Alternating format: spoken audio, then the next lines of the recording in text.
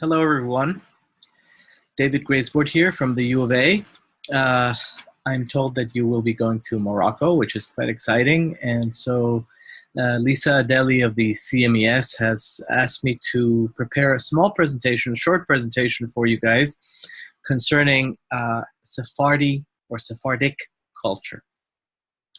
I'm going to be focusing specifically on the Jews of Al-Andalus, as the Iberian Peninsula was called by Arabic speakers, and still is called by Arabic speakers, since the Middle Ages.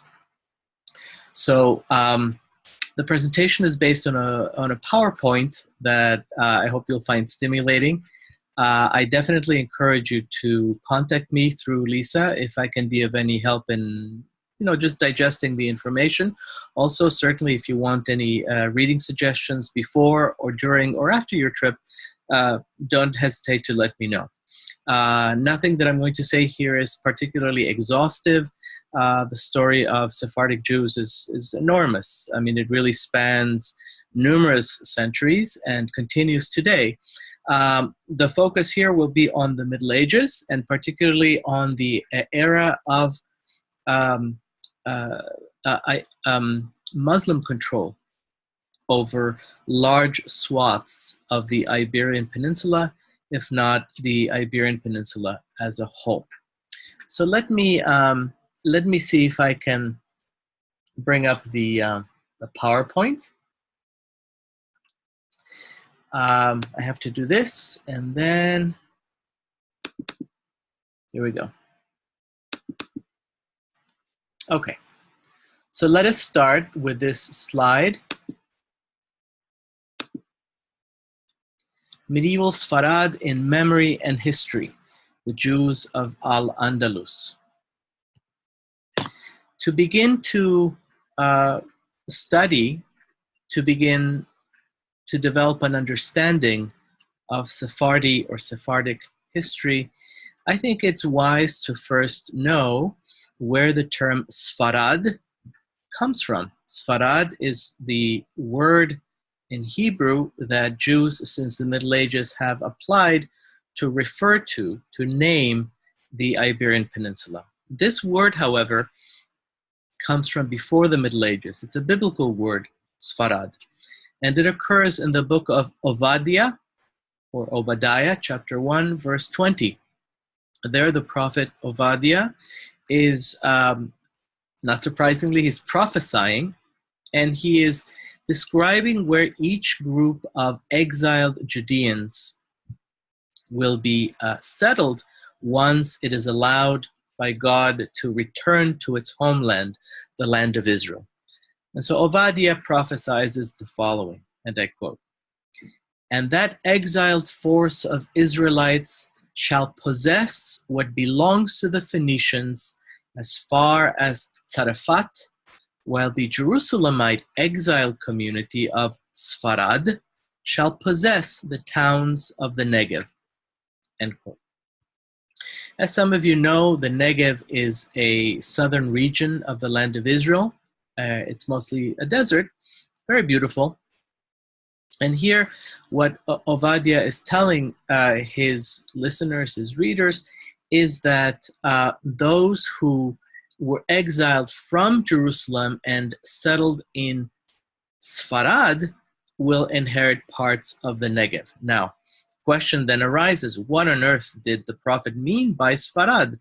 It's very likely, this according to biblical scholars, archaeologists, and the like, it's very likely that he meant a place in Asia Minor, Saparta. Asia Minor, of course, is the landmass that now comprises the state of Turkey. It's also possible that Obadiah meant a place in Central Asia, also called Saparta or something like that. At any rate, we don't know precisely what he meant, what place he meant, but I can bet that he did not mean the Iberian Peninsula. Now, why would medieval Jews start to call the medieval Iberian Peninsula by the name Sepharad? Well, I think we have to understand this choice in light of the fact that the Jews of the Middle Ages were a traditional culture. That is to say, they comprised a culture that looked to the past for a justification and an understanding of the present.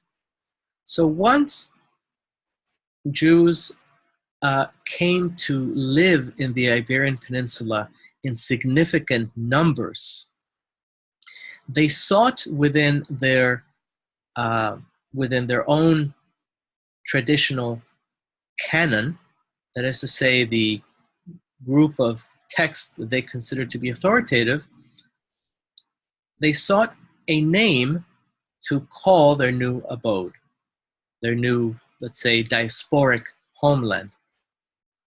So did the Jews who remained outside of the Iberian Peninsula, for example, those who remained in the Galilee or in Babylonia.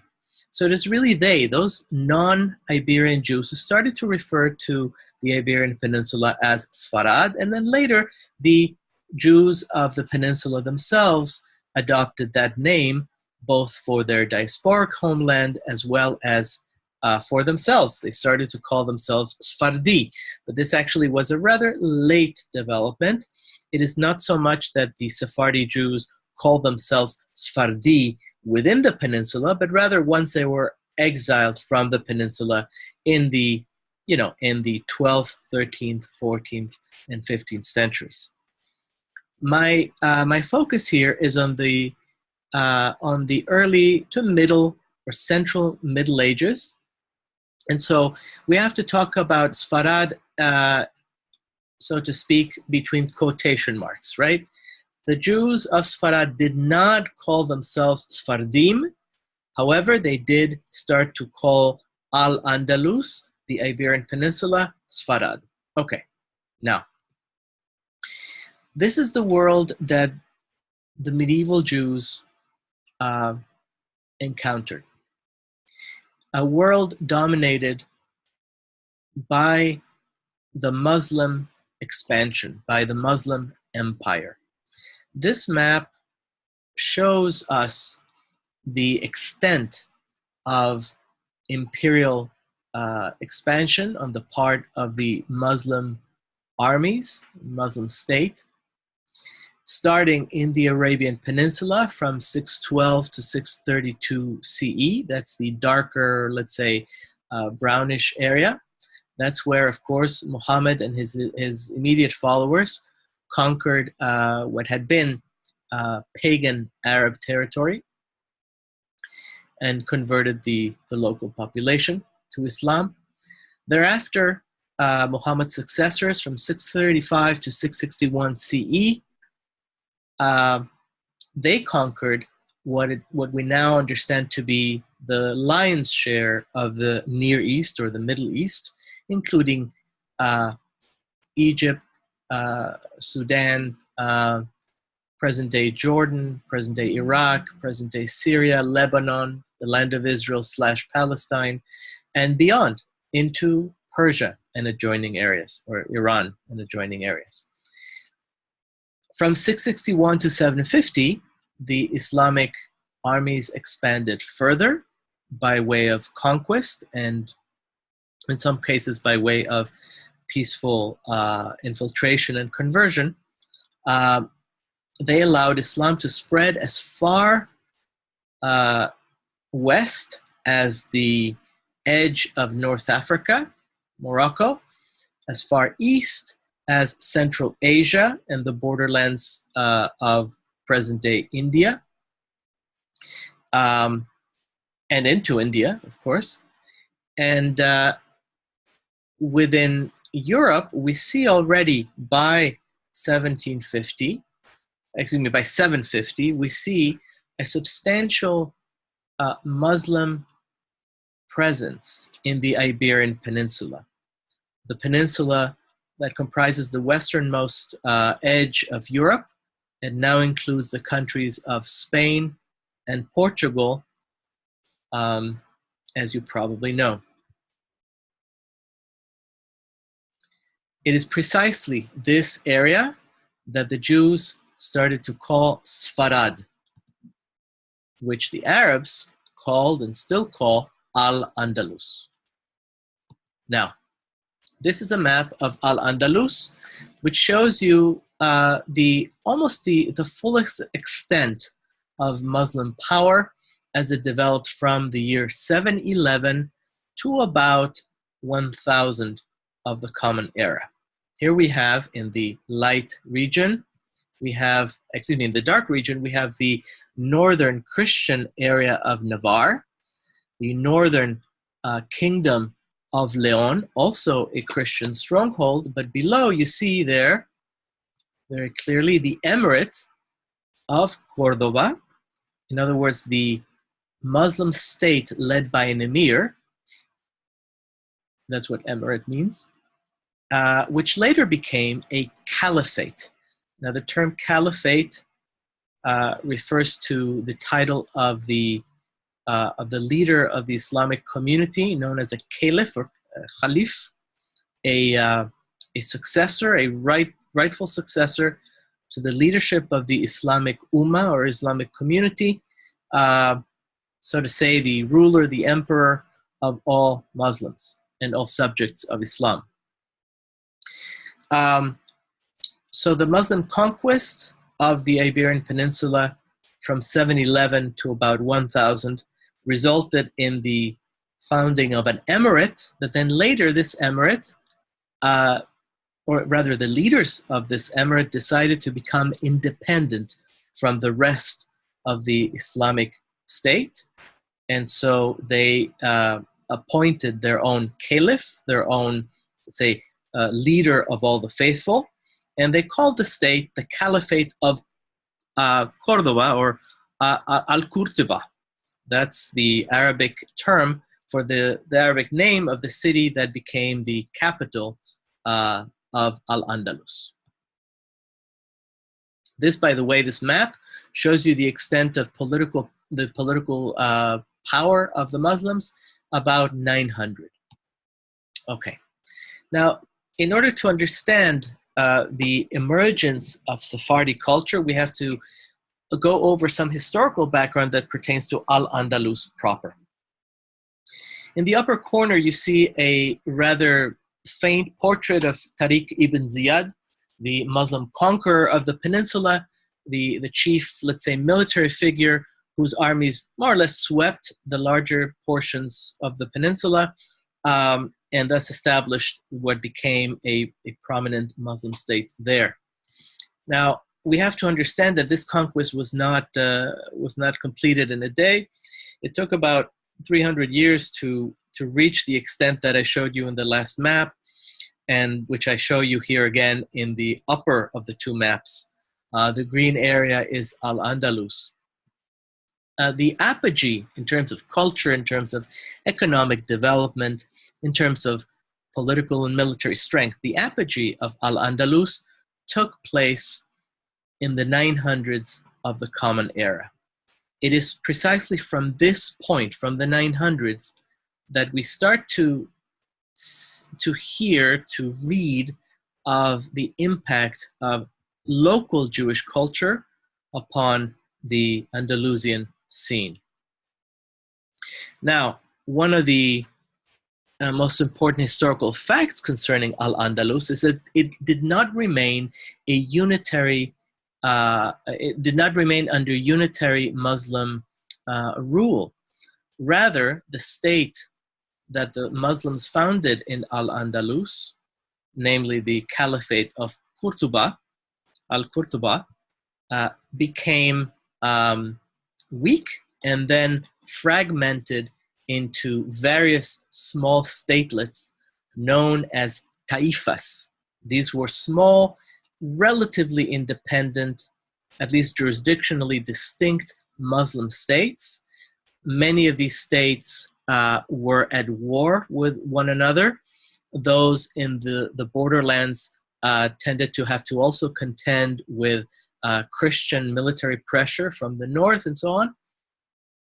The bottom line is that the caliphate ceased to exist, and then gradually the Muslims' control of the peninsula contracted and then eventually declined. So on the right-hand side, you see a map indicating the main subdivisions of the Taifas, as well as of the now growing Christian kingdoms of the north, including Leon and Pamplona. The process of Christian conquest, traditionally called reconquest of the peninsula, took place from the period of Muslim decline around 1000 all the way to 1492. The principal battles of the Reconquista were fought in the 11th century all the way to the 15th. So we can say that from 1212 or thereabouts to all the way to 1492, Christians developed their own military strength and slowly but surely pushed Muslims out of the peninsula. And even when they didn't push them out, they overtook their political states, and they came to dominate them as as in some cases as a Christian minority. Now,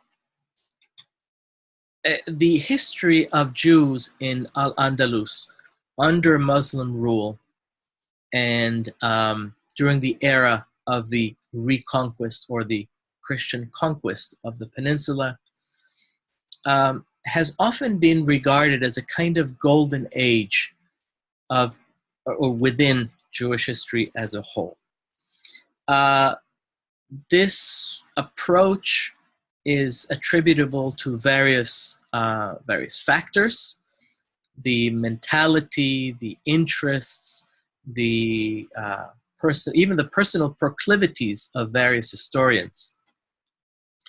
Even though the notion of a golden age in medieval Spain for Jews has been questioned, I think that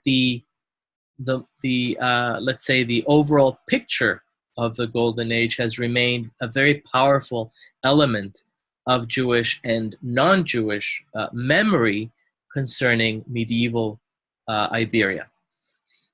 What I've done here is find for you and reproduce a relatively rosy view that supports the notion of a medieval Golden Age for Iberian Jews. This particular quotation comes from the website of a largely non-Sephardic Jewish organization called Eish HaTorah, or Fire of the Torah. They're essentially an ultra-Orthodox organization that caters to, or at least tries to reach, non-Orthodox Jews in order to bring them closer to tradition, in order to educate them in Jewish tradition and to have them adopt tradition as their way of life.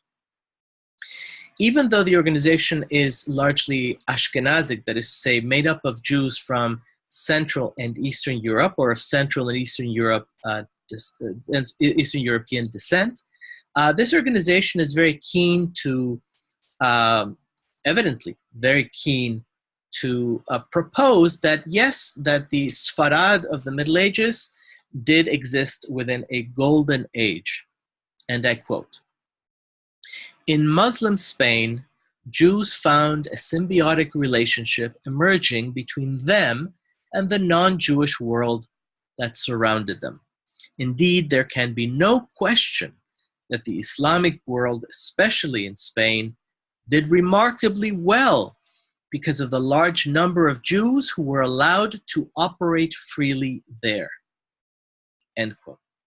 So in this characterization, you already see a number of themes operating together in order to foment, to create and to foment the notion of a wonderful era in which Jews were fundamentally free and brought great benefits to the Muslims who hosted them. Now, is this characterization, is it accurate? Is it instructive? Does it illuminate anything that is worth retaining in our memory? Let's explore the question. I think that to answer the question, we have to look very carefully at what you might call the building blocks, the main sociological, anthropological, and other characteristics of Sephardic culture as it developed under Islam in the Middle Ages from about the 700s all the way to, or really more like the 900s all the way to 1492. So in particular, I think we have to look at a shorter period spanning the 900s to about 1100 CE. Why is that? Because that is the period within which we, meaning historians and other observers, see the emergence of a number of key characteristics that have not only shaped Sephardic culture to this day, but through which we can assess the question of whether the Jews in question, the Jews under discussion, lived in a kind of golden age, a paradise, if you will. These characteristics have to do, number one, with the size and the social weight of the Iberian Jewish population. Second, they have to do with the social organization and characteristics of that community. Third, they have to do with their specifically ethnic, their distinctive ethnic culture. And number four, they have to do with the relations that the Sephardi Jews developed and were able to, let's say, to operationalize between themselves and between surrounding communities, mostly with Muslims and with Christians, local Christians. Now, it's important to note the majority of the Muslims that we're talking about were not Arabs, they were Berbers. In other words, they came directly from North Africa, where they had been Islamicized, and they came to form an essential part of the fabric, the social and cultural fabric of the Iberian Peninsula. Granted, the Arabs among the Iberian Muslims were perhaps the most privileged. They very often traced their ancestry to important Arabic tribes. Many of them were connected to the Syrian elites. But be that as it may, I think it's fair to note, certainly worthwhile remembering, that when we talk about Muslim-Jewish relations in the peninsula, we are primarily talking about contacts and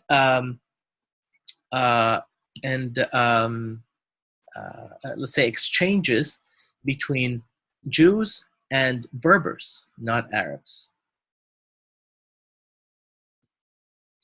Let's talk about some of these basic characteristics of the Iberian Jewish community under Islam.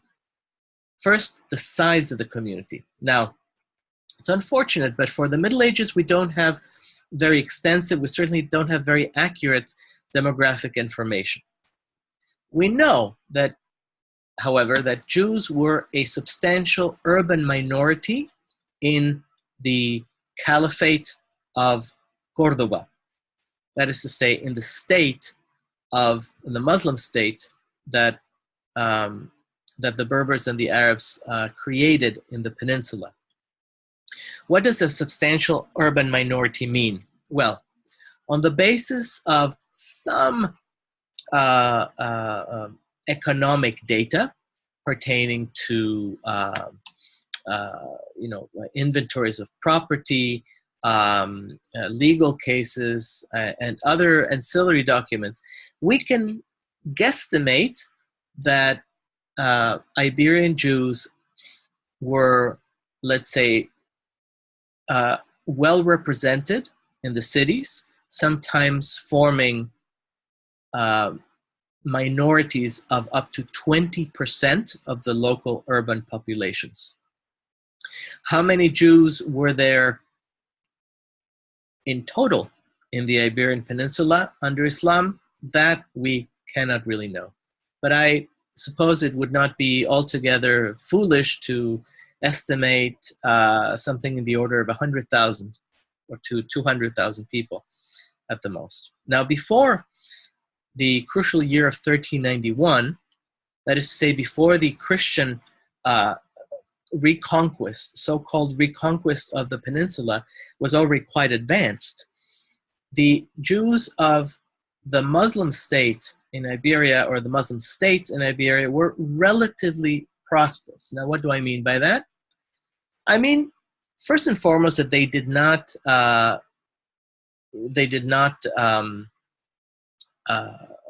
starve. They were well integrated into the agrarian economy of Al-Andalus, and in many cases, not only worked in agriculture, but owned the lands upon which they worked. They were settled in large, compact masses. This is true of Jews in Iberia, as it was true of Jews elsewhere in the Islamic world. That is to say, that unlike Ashkenazic Jews, unlike the Jews of Central and Eastern Europe, these Jews were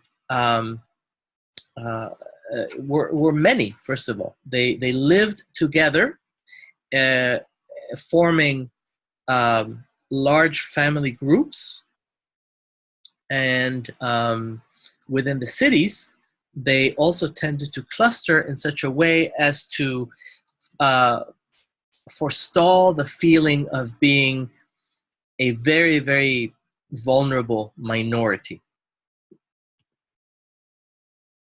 The Jews of Al-Andalus also displayed considerable occupational diversity. I already mentioned that they were engaged in agriculture, that they owned land, but they also engaged in traditional urban and professional trades, including commerce, medicine,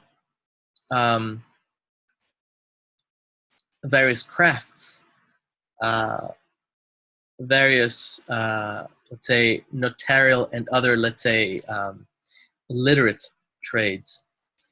The bottom line is that they tended not to rely on undesirable occupations. That is to say, they were not locked into petty money lending or into peddling. There were certainly peddlers, and I'm sure some money lenders among the Iberian Jews, but they were not the majority, as was the case in Central Europe, where the regulations of Christian rulers more or less limited Jewish occupations to these rather, let's say, stigmatized roles. What was the social organization of Sephardi Jews or Iberian Jews like during the era of Muslim apogee? Well, we know that the Jews of Al-Andalus organized themselves as kehilot. Each kehillah, that's the singular term, was essentially a self-sustaining community. Kehillah is a Hebrew word that simply means community, and it's sort of an abbreviation of the phrase Kehillah Kedosha, or holy community. Now, what distinguishes a Kehillah from medieval Kehillah, certainly, from any other community, is that a Kehillah is by design based on Jewish law, on rabbinic law as well as biblical law, but primarily rabbinic law. And so it's clear from whatever documents we do have that the Jews of Al-Andalus, again, were organized as kehilot, as formal communities, and that the Jews who comprised those communities understood themselves to be autonomous in a political, juridical, and cultural sense. That is to say, each kehillah funded its own welfare system, its own schools. It had its own courts. It had its own board of governors or some other, let's say, governmental structure. Was certainly not based on the privileges of land ownership, or let's say, or nobility, any notions like that. The kehilot were essentially states within states, or societies within societies. These mini societies were configured in accordance with, and they were run in accordance with halakha, which is Jewish law, mostly rabbinic law. Naturally, important landowners, wealthy merchants, and the like tended to dominate these kehilot, these communal governments, or the communal governments of the kehilot. But they were importantly seconded, sometimes overtaken by important rabbis, particularly when the kehilot were hosts to yeshivas or yeshivot, let us say, to Talmudic academies locally. So the head of a yeshiva might also be a very important authority within a kehillah, without necessarily having an official role other than yeshiva head. Now, it's important to note that the leadership of the Iberian kehilot, the Iberian Jewish communities, was much more powerful and, in a cultural sense, much more cosmopolitan than the Ashkenazic rabbis, than the rabbis of Central Europe and of Eastern Europe. What do I mean by this? Well, it's clear that the leaders, be they lay people or rabbis, were usually wealthy, for one thing. They were well connected with non-Jewish authorities, be they local or imperial. They were cosmopolitan insofar as they spoke Arabic very well. They often spoke the Romance languages of the local Christian population or populations. And of course, they spoke the important languages of Jewish scholarship, Hebrew and Aramaic. Aramaic is a Levantine language that is largely preserved in the rabbinic canon, in the various works of the Talmud, which is a compendium of rabbinic law and lore. At any rate, the cultural purview of the Sephardi leadership was quite broad. One could expect these rabbis and powerful lay people to have extensive social relations with members, let's say, of the court of the caliph in Cordoba or Al-Qurtuba. One could easily expect them to serve as ambassadors between various social groups, between the Christians, the Muslims, and the Jews.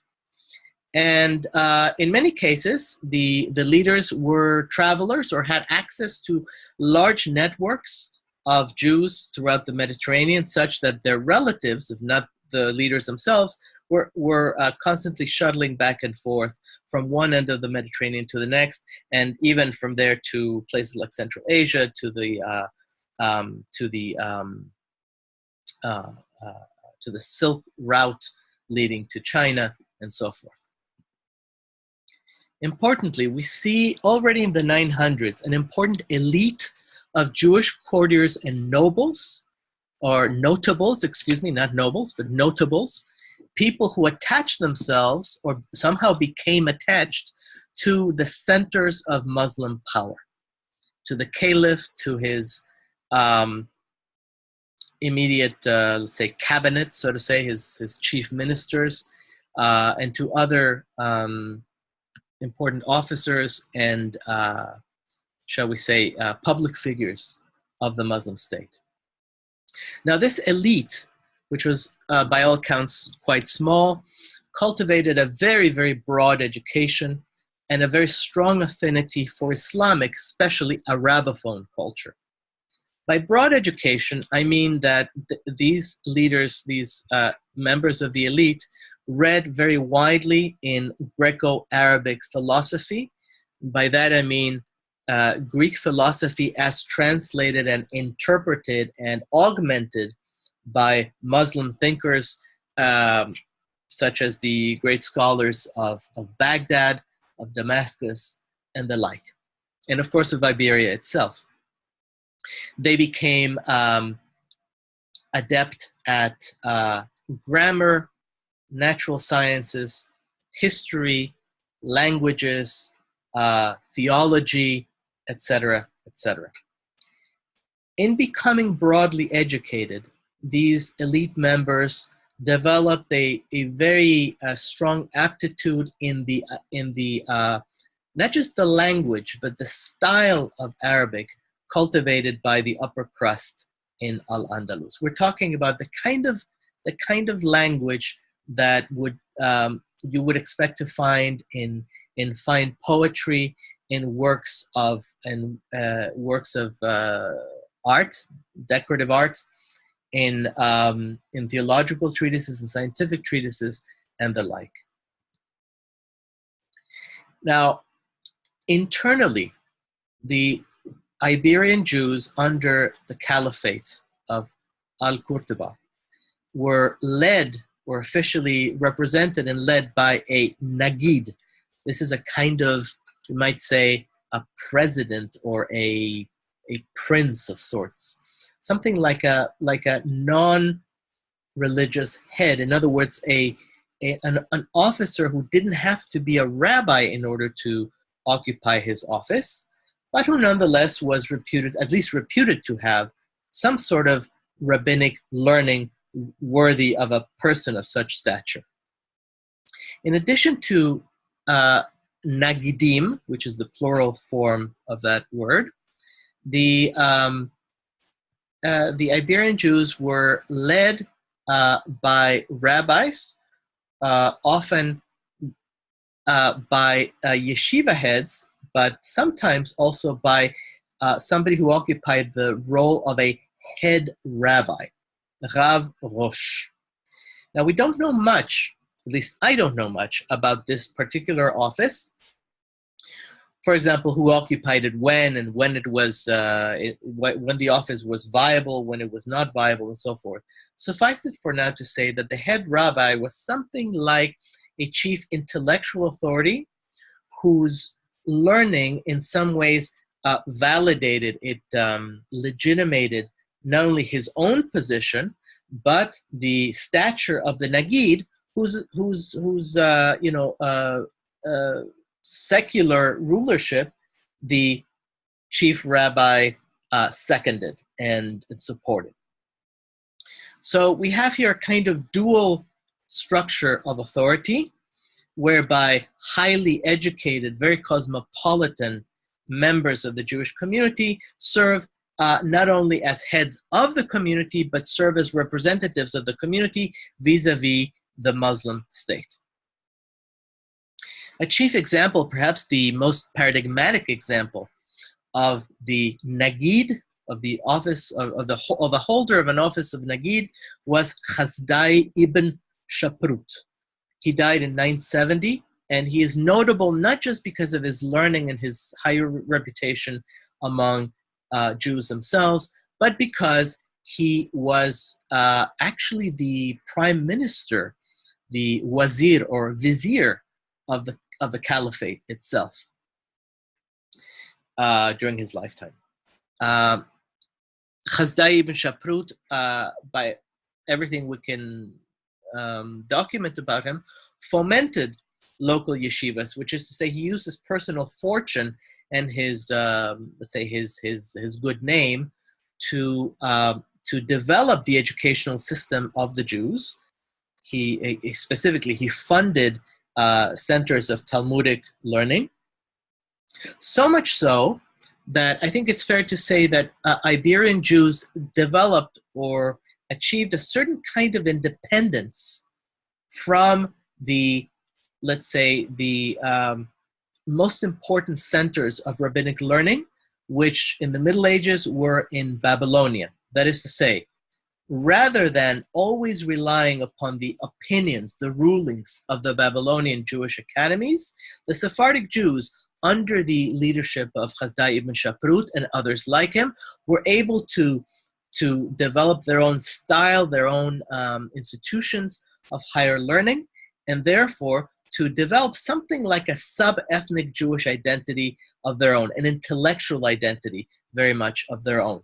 And that identity is expressed primarily in what traditionally has come to be known as Minhag Sepharad, right? The custom or the body of customs of Spain or of Iberia, right? The lore and the liturgy and the other customs of the Iberian Jews that distinguish them from Jews from other regions of the world. More about social organization, since we're at this. And by the way, notice in this slide I have here for you a photograph of the very beautiful palace of the Alcázar in Cordoba. This was a very important political / civic structure. The original was destroyed. That original building was, however, funded by Iberian Jewish grandees acting on behalf of the Caliph himself and of Muslim authority generally. So you see, even though the building has been reconstructed and is obviously still very much reminiscent of the Middle Ages, we have to understand that the history of this kind of architectural structure, the history of the power that undergirded that structure, was very much part of the Jewish story. So, more about the leadership of Iberian Jews. I think it's clear from the documents that we do have that the formal leadership of the Iberian Jews was very centralized, at least as compared to the leadership of Jews in other countries, in other areas, in other regions. Not only that, but rabbinic and lay Jewish authority had a rather broad territorial span, particularly when the caliphate was strong and when Al-Andalus really did function like a unitary, or much of Al-Andalus functioned like a unitary Muslim state. That is to say, if you were the Nagid of Andalusian Jewry, like Hazhar ibn Shaprut, you could realistically claim that you ruled over various kehilot, various Jewish communities, and that your word was heard and heeded throughout the caliphate, right? This was not true in other places in the Jewish diaspora, where, for example, Jews in northern France did not necessarily heed the authority of rabbis in southern Germany, to mention one example. They certainly were not represented and ruled by one prince or another kind of grandee. They had their own local governments. In some cases, they had local synods upon which they could rely for regional legislation and the like, but by and large, the authority of these bodies was limited. Not so in Iberia. The political makeup of the Muslim state was very much, you might say, the background that permitted the development of centralized, broad territorial authority for the Jews. Now, the cultural profile of the Sephardi elites I've already referred to some extent. Let me delve into a few important points here, though. First and foremost, I think it's clear that these grandees, people like Hazhar ibn Shaprut, like the chief rabbis, they developed a sense of their own legitimacy and their own grandeur. You might say that this sense of legitimacy and grandeur is still reflected in the very strong Sephardi pride that you see among Sephardi Jews today. The concrete powers of the rulers communal leaders included the power to levy and to collect taxes for the Jewish community, to collect taxes for the Muslim state. It's also clear that the leaders themselves were able, because of their various functions, to amass great personal fortunes, largely because they were in business with their Muslim counterparts, right? With officers of the state, or with the court, the caliphate's court itself. Again, it's clear that the upper class among the Jews of Muslim Iberia, was highly Arabicized. The primary language of Iberian Jews under Islam was Arabic, not Judeo-Arabic. That is to say, not Arabic with a lot of, let's say 25% or more Hebrew terms, not Arabic written in Hebrew characters, but rather Arabic, the same Arabic that was spoken at court, the same Arabic that was spoken in the streets of Al-Andalus. The most important Jewish scholars are known to have been fluent in both classical and local Arabic, and they wrote a great number of treatises, poems, and the likes in that language. Another example of this kind of cultural profile that I'm sketching is Shmuel ibn Negrela, or Nagdela, otherwise known as Samuel the Prince, Shmuel Hanasi. Now he, unlike Hasdai ibn Shaprut, was not the vizier of the caliphate.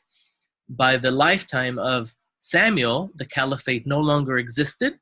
All that remained of a once powerful Muslim state was the kingdom, relatively small but still powerful kingdom, of Granada. Samuel was its vizier, a position that he earned through service to the crown, to the local emir, and certainly because of his own great facility in written and in spoken Arabic, he was brought to the attention of the then vizier because he wrote beautiful letters of petition for his clients. So Samuel eventually became the replacement for the vizier when it became clear that he also had tremendous political and economic acumen. He died in 1055, at which point his son Joseph took over the position of wazir for the Muslims. At the same time, he was the nasi, or let's say the prince, the leader of the Jewish community. So both Samuel and his son Joseph served in two capacities: as leaders of the Jewish community and as chief ministers to the Muslim state. Okay. It's clear that aside from the statesmen, the Sephardi communities of Iberia during the Middle Ages produced a great number of outstanding intellectuals. These, again, were people educated in a very broad curriculum, both non-Jewish and Jewish.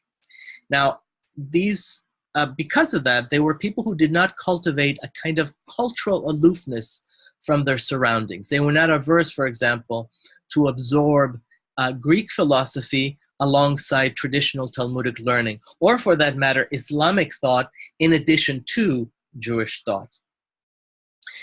The most important rabbis of the Ashkenazic Jewish world, of, let's say, the Jews in Central Europe and in Eastern Europe, were very different. They tended to look askance at non-Jewish knowledge.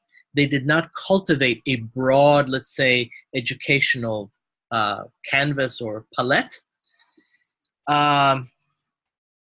They tried to curtail the curiosity of younger Jewish scholars in such things as systematic philosophy, especially Greek philosophy. The intellectuals, the high intellectuals of Al-Andalus for the Jewish community did not try to be aloof from their cultural surroundings. In fact, quite the contrary, they tried to synthesize in important ways the knowledge of their neighbors and the knowledge that they brought to the table as rabbinic Jews. One example of this approach is the philosopher, poet, grammarian, Yehuda, and mystic Yehuda Halevi, who died in 1141. He is known to posterity largely because he wrote secular poetry, that is to say, poetry that did not engage religious themes. And he also engaged, of course, in traditional Jewish scholarship, which was, needless to say, Jewish in content and character and terminology and so forth. So here was somebody who was operating on two levels, right? The level of secular Arabic culture, you might say popular, educated circles, right? The Arabs who were well-read, but who nonetheless did not always, engage in the highest intellectual pursuits, as well as the world of the yeshivas, the relatively insular world of the Iberian yeshivas, whose aim was to produce Talmudic scholars. The scholar known as in the West as Maimonides, Moses ben Maimon, in Arabic this is Musa ibn Maimun, and in Arabic it's Moshe ben Maimon. He died in 1204. In other words, he was a rough contemporary of Yehuda Halevi. This man was by far the most important philosopher produced in medieval Jewish Al-Andalus. The main claim to fame of Maimonides is that he synthesized, or he harmonized, Arabic or Greco-Arabic philosophy, specifically Aristotelianism, with Jewish tradition. According to Maimonides, reason was a means to acquire and to cultivate and to maximize faith. Reason was the principal criterion by which to judge and to let's say to support one's faith. He had many opponents. That is to say, not everybody among the Jewish elites agreed with him. Nonetheless, he did leave a very vast trove of well-accepted works, most of which he produced outside the Iberian Peninsula, but which nonetheless give us offer us a window into the mindset of a truly cosmopolitan scholar who was deeply Jewish, embedded in Talmudic learning, but nonetheless able to reach outside of it to harmonize or to synthesize various bodies of thought and create a truly syncretic philosophy, the likes of which would not be produced until the days of Thomas Aquinas. Now, this goes back to the earlier sociological points I made.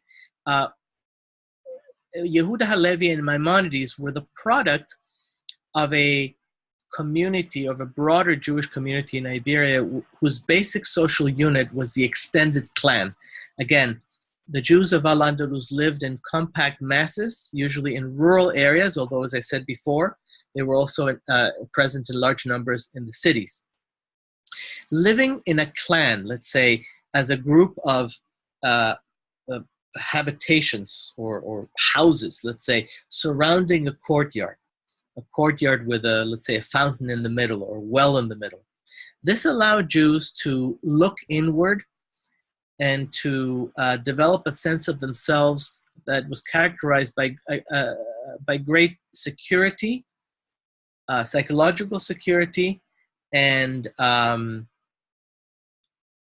bolstered by a communalist ethos. If you live, let's say, in a neighborhood in which you and the members of your immediate family and another small family, let's say another nuclear family, surrounded by people who are very much unlike you, I think you will learn to regard yourself as the exception, as a minority, as somebody who may be vulnerable to the whims, to the desires, to the strength of the other. On the other hand, if you live surrounded by aunts and uncles and friends and employees of your parents, if your cousins and you run around in the safe environment of a clan compound, you, I think, are more likely to develop a sense of your cultural solidity, of your inner strength, and therefore of your ability to reach out beyond the confines of your home culture without losing yourself. That is to say, when you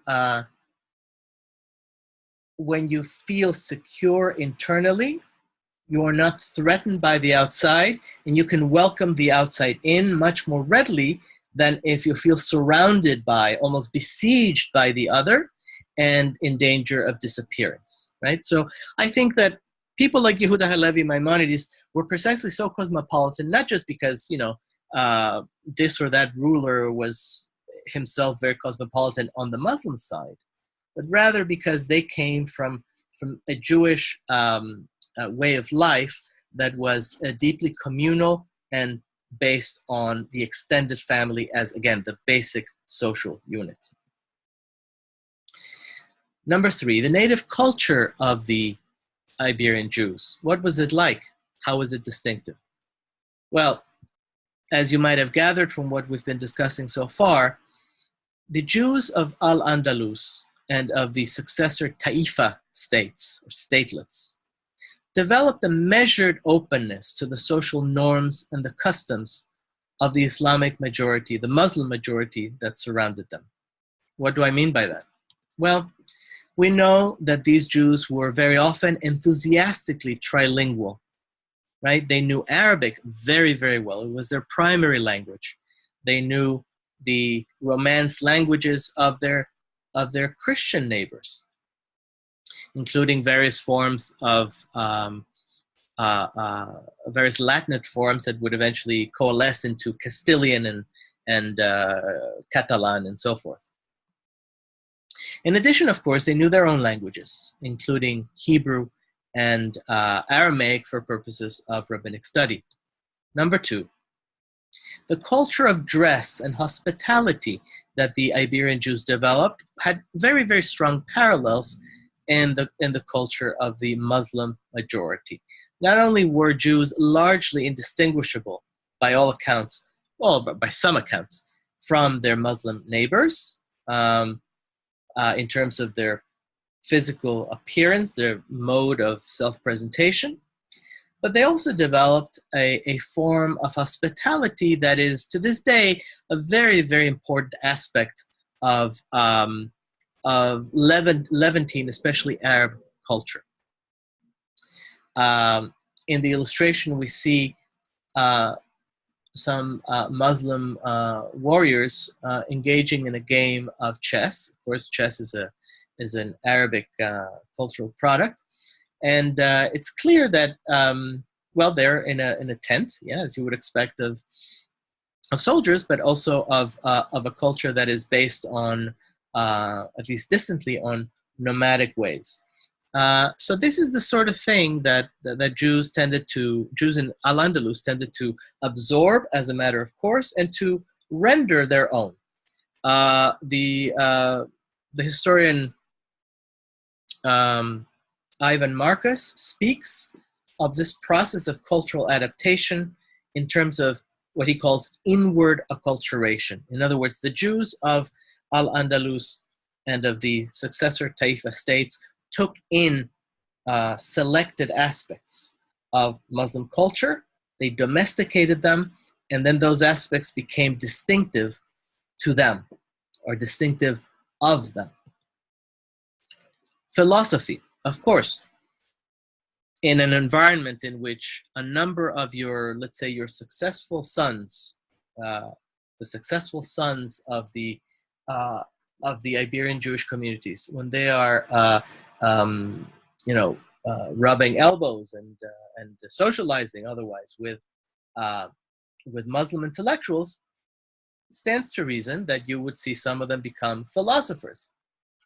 Now, philosophy in this day and age is a very specific discipline, which is largely, let's say, focused on abstractions,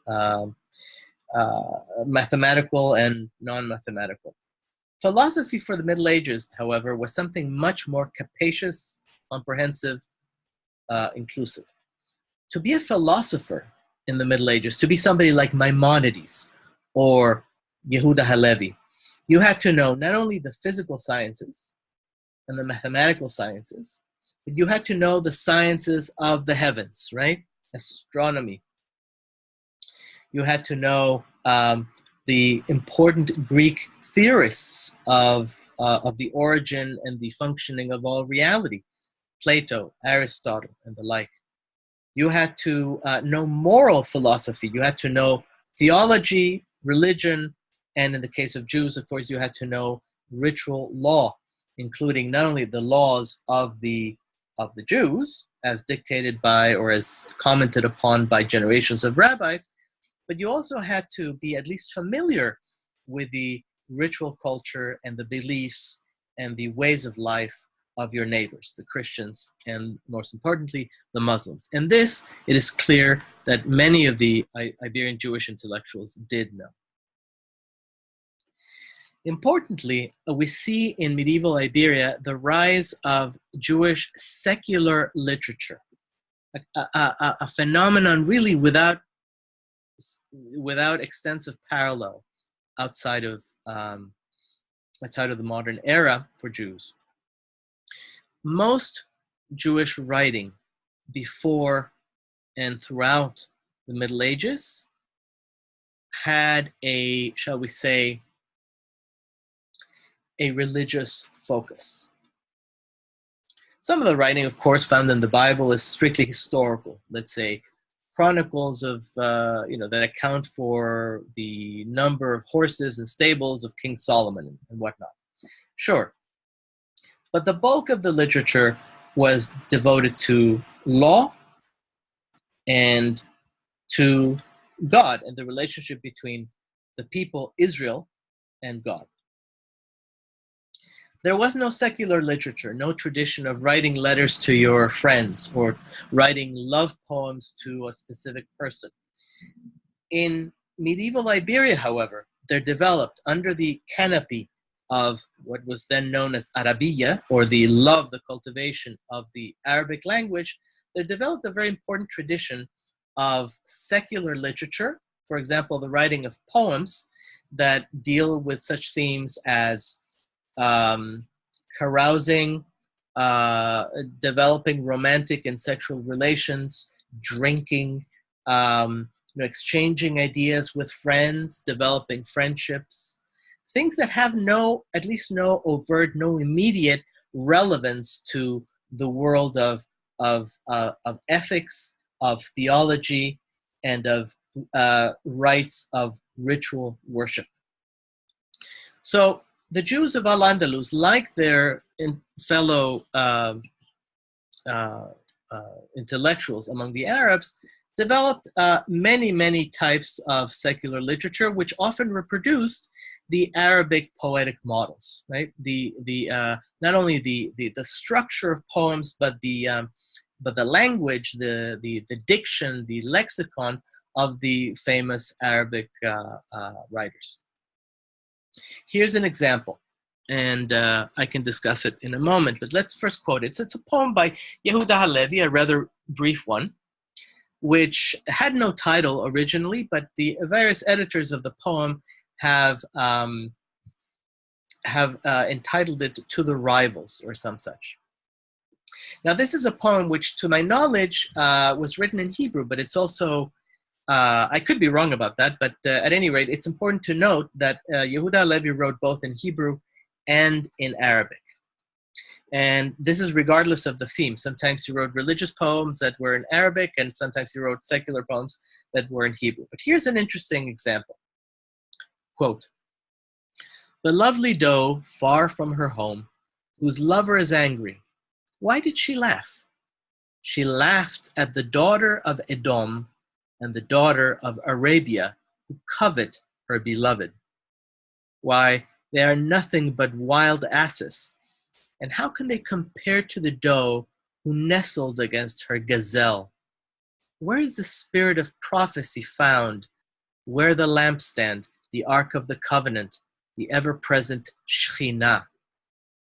No, my rivals, do not try to quench love, for if you do, it will blaze up like fire." End quote. Okay. So those of you who are familiar with secular poetry generally can probably identify many romantic themes here, right? First of all, the idea of love between two tender animals. In this case, a doe and a certain gazelle, right? These are stand-ins, if you will, for a male and a female. So we see a lot of tenderness here, allusions to tenderness here. At the same time, we do also see a lot of different themes that have nothing to do with romantic love, even with medieval versions of romantic love. We see references to Edom, namely the name of a particular people in the ancient Near East. We also see a reference to Arabia. We see references to various ritual items originally found in the Judean temple in Jerusalem, the one that was destroyed in 70 CE during the Roman era, including the lampstand, the Ark of the Covenant, and then there's a reference to the Shekinah. Shekinah is a biblical term which denotes the divine presence. Now, those of you who have read the Hebrew Bible know that the divine presence was supposed to reside or to descend upon the Holy of Holies in the temple to emphasize and to, you might say, to actualize, to realize the closeness between God and his people, the Israelites. So here the author, Yehuda Halevi, is saying that there is you might say, a superior love, a superior relationship between a doe and her gazelle, or his gazelle, or its gazelle. And there are two rivals, the daughter of Edom and the daughter of Arabia. Daughter of Edom, to any rabbinic Jew, would immediately connote, if not denote, the Christians, right? That's a long story, but rabbinic discourse came to associate Edom, the Edomites, with the Christians. The daughter of Arabia is another phrase that refers to a rival, but in this case, a very, very clear rival, the Arabs, the Muslims. So, the doe is far from her home, probably because her lover is angry. And yet she is laughing because she knows that the daughter of Edom and the daughter of Arabia wish to get together with her lover, but they can't, because this lover is not ultimately going to abandon the doe, right? The relationship between the doe and her lover is extremely powerful and is, in a sense, eternal. It is wound up with the divine presence. So the rivals, the daughter of Arabia and the daughter of Edom, cannot truly replace the doe in the eyes and in the heart of the lover. As you might gather, here the doe, far from her home, is a symbol of the Jewish people, the dispersed, downtrodden Jewish people who yearns for togetherness, for closeness to her mate. In this case, the gazelle is really a symbol for God himself, maybe even for the Shekinah, the divine presence. So these two lovers are estranged, but the doe knows that that God is not going to betray her, that the rivals do not have a similar place as has been promised to the doe, to Israel itself. So you see here motifs of romance, of relationships, quite mundane relationships between lovers and so on, are wound up, are intertwined with transhistorical religious ideas. In this case, the faithfulness that God shows to his people, the people to God, and the impossibility of breaking that bond, that essential bond. So here we see something like the synthesis that, in a very different context, Maimonides achieved, arguably, between Aristotelian philosophy and halachic or rabbinic Judaism. Here, the synthesis is not between philosophy and Jewish tradition, but rather between Jewish religious thought and imagery and secular, non-religious thought and imagery coming from the side of the Arabs, or let's say modeled by the Arab poets of the day. More about native culture of Sephardic Jews. It's clear that many Jews, because of their facility with various languages, because of their curiosity about the cultures of the Muslims and the Christians, were able to serve as cultural mediators. And this is particularly true of merchants whose lifestyles led them to travel a great deal. Often these merchants became, like Samuel the Prince himself, these merchants, you might say, evolved into diplomats, people whom the Muslim state employed in order to undertake, the building up of relations between the Muslim state and its neighbors and distant counterparts. It's clear that the Sephardic philosophers had an outward-looking orientation. They knew what the Greeks taught. They knew what the Arabs had interpreted. That was the intellectual property of the Greeks, and they knew how they wanted to develop those elements of culture into parts of their own. Many Sephardi scholars, like Yehuda Halevi, developed interiorist outlooks. In other words, they tried to cultivate a strong, intuitive Jewish faith. Many of these people were mystics. In other words, they were masters of Kabbalah, which is the generic name for Jewish mysticism.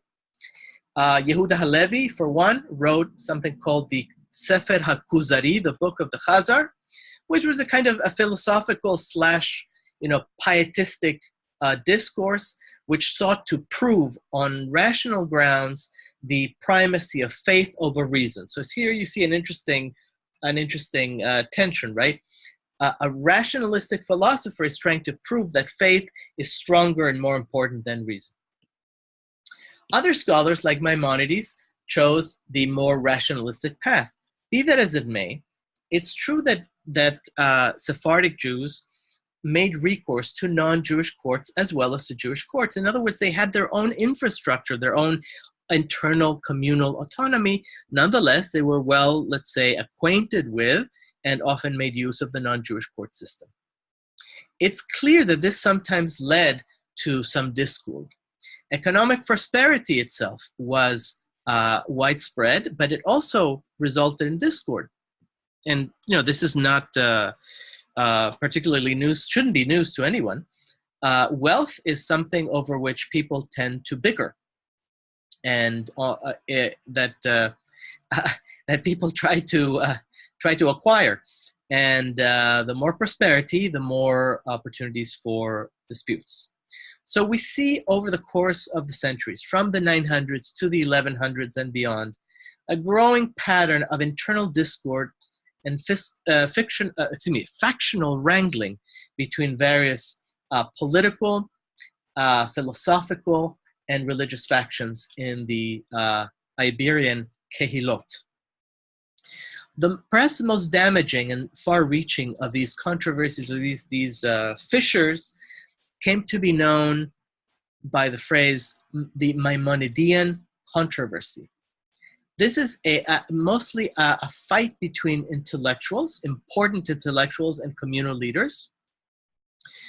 The two camps were divided on the proper use and the interpretation of the ideas of Maimonides. Those who sided with Maimonides were rationalistic in outlook, and they were known simply as the Maimonideans. Their opponents were so-called fideists. This is, by the way, not a Jewish term, but it conveys the fact that these intellectuals were like Yehuda Halevi. In other words, they wanted to enforce an ideology according to which faith is superior to reason.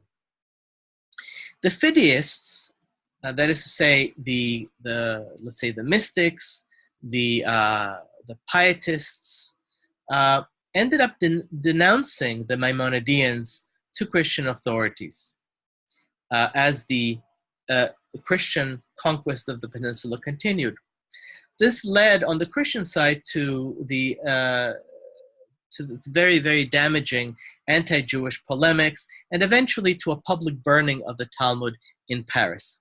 That's a complicated story. I don't mean to delve into it here. Suffice it to say that it's precisely because there was no unanimity, no intellectual unanimity, no, let's say, religious unanimity among Iberian Jewish intellectuals, that we see a kind of loss of articulation and a loss of solidarity internally among and between Sephardi Jews.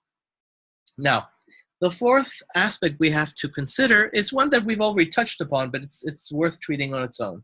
That is relations with non-Jews. What were those like? How did Jews in the Iberian Peninsula under Islam relate to their neighbors? Well, first of all, we know that many scholars, particularly in the 19th century and early 20th centuries, spoke of these relations in terms of a golden age. These scholars posit that the Jews and Arabs and Christians lived in an era of coexistence under the Emirate and later the Caliphate, that they exchanged ideas much as university scholars do today, that members of the three faiths were extraordinarily cooperative, that they had good social relations besides their intellectual exchanges, and so forth. But of course, to assess whether any such thing as a golden age existed, we have to ask three questions. When might such a golden age have existed? Where and for whom? Now, why am I asking these questions? History is not static. History is, you might say, a chronicle of change. And so if we talk, for example, about the heyday of Hazhar ibn Shaprut, the Jewish vizier of the Andalusian Caliphate, we can speak of an era in which, at least for him, things were quite golden. On the other hand, if we look at later periods, we find that Jews weren't doing as well as Hazhar ibn Shaprut. We also have to ask where the golden age took place. If we talk about the Caliphate of Al-Andalus, then we might find conditions for Jews there that far um, that are far, let's say, or that are far better than conditions for Jews under the Taifas, and then later under the Muslim regime or regimes that superseded the Taifas, the small states, small Muslim states. The Taifas could not withstand repeated Christian assaults, military assaults. So they appealed to a North African dynasty, the Almoravids, to rescue them. The Almoravids invaded the peninsula and reconstructed something like a unitary Muslim state in Iberia, at least in the areas that they were able to control. Eventually, the Almoravids, who were not especially friendly to Jews, gave way to the Almuwahidun, known as the Almohads. So already by the 1200s, the Almohads were really the preeminent Muslim power in the peninsula. And they were, as their name suggests, unifiers, Al-Muwahidun. They were extreme monotheists. They hated Christian Trinitarianism. And they despised what they felt was the overly liberal and let's say a libertine culture of what had been the Andalusian Caliphate. So they instituted a policy of forced conversion against Jews, forced conversion to Islam. So when we consider golden ages, we have to ask when, at what time, where in the peninsula, and lastly, for whom. If we talk only about grandees like Khazda ibn Shaprut, we might conclude, or Samuel the Prince, we might conclude, yes, things were pretty golden for Iberian Jews. On the other hand, these were not typical Jews. They were not ordinary Jews. And we have precious little information about what life was like for ordinary Jews.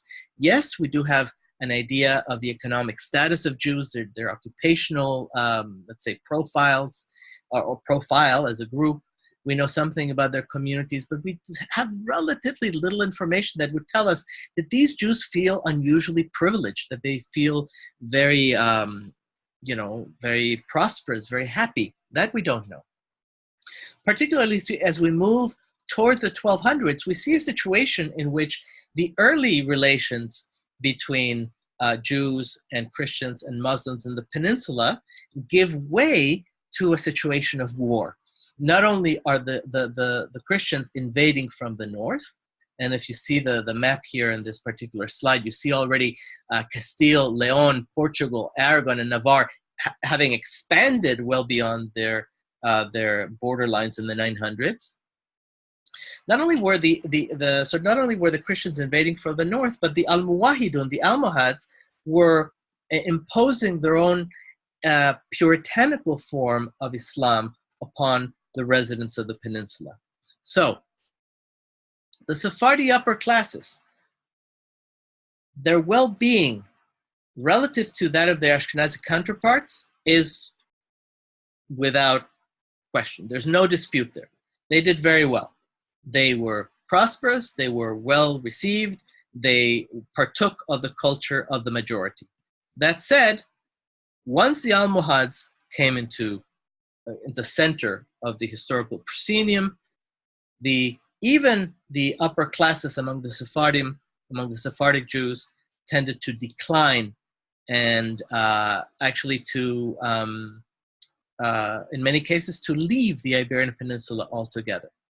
You may remember that Maimonides, even though he was born in southern Al-Andalus, he did not produce most of his works in the Iberian Peninsula.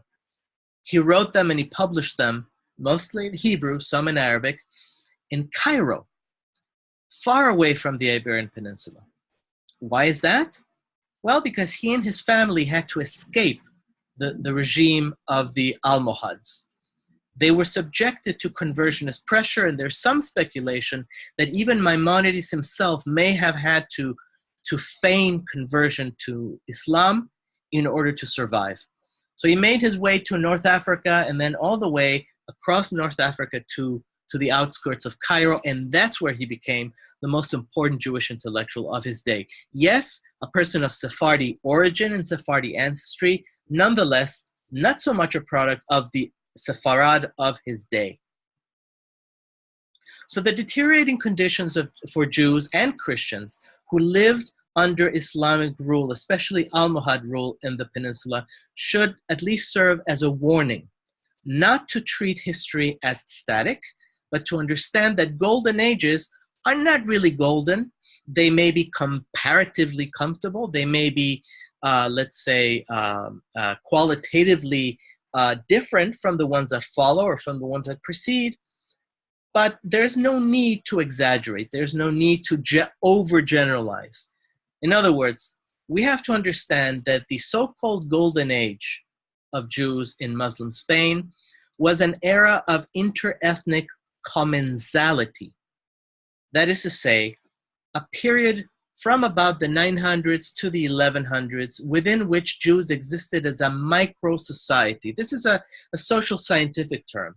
What I mean by a micro-society is a society that, while internally autonomous, exists within a certain territory because it is able to provide services to the majority community or majority society that surrounds it. So Jews were able to find a place within Muslim Al-Andalus, particularly under the caliphs, to a certain degree under the Taifas, much less so under the Almoravids, and not at all under the Almohads. This micro-society, you might say, flourished, not as an equal to the Islamic majority. It flourished in cultural terms, it flourished in economic terms, but to speak of a golden age again is to overgeneralize and I think to romanticize. So here's where we have to understand the difference between memory and history. It may be advantageous, soothing, politically expedient, or what have you, to remember good times and to glorify them out of recognition, right? To make them into something that really never existed, that becomes more mythical than historical. It is better, I believe, to examine the fine texture of events, to look at texts, to look at artifacts, and then to build our memory on the basis of history, not on the basis of our desires or our, let's say, our biases. We have first and foremost to understand that life is not static, it's fluid.